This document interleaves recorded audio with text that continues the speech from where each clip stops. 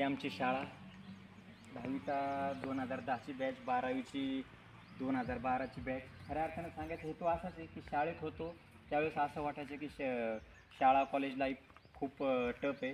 परंतु आज ज्यावेळेस जॉबला लागलो आहे, म्हणजे थोडक्यात पायरी, ज्यावेळेस आपण पहिल्या पायरीहून दुसऱ्या पायरीवर जायचा प्रयत्न करत असतो त्यावेळेस पहिली जी पायरी असते, पहिल्या पायरीहून दुसऱ्या पायरी ती आपलं खडतर असते, पण ज्यावेळेस आपण 9व्या 10व्या पायरीवर जातो त्यावेळेस ती पाठीमागचं बॅकग्राऊंड आयुष्य आपल्याला खूप सोपं वाटतं. पण असं काही नसतं. कुठलीही गोष्ट एकदा लिमिटच्या बाहेर गेली की ती गोष्ट ही टफच वाटत असते. फक्त विषय एवढा होतो की आयुष्याच्या स्टेबलनुसार आपण फक्त प्लस मायनस त्या गोष्टींचा अनुभव घेत पुढं जात असतो.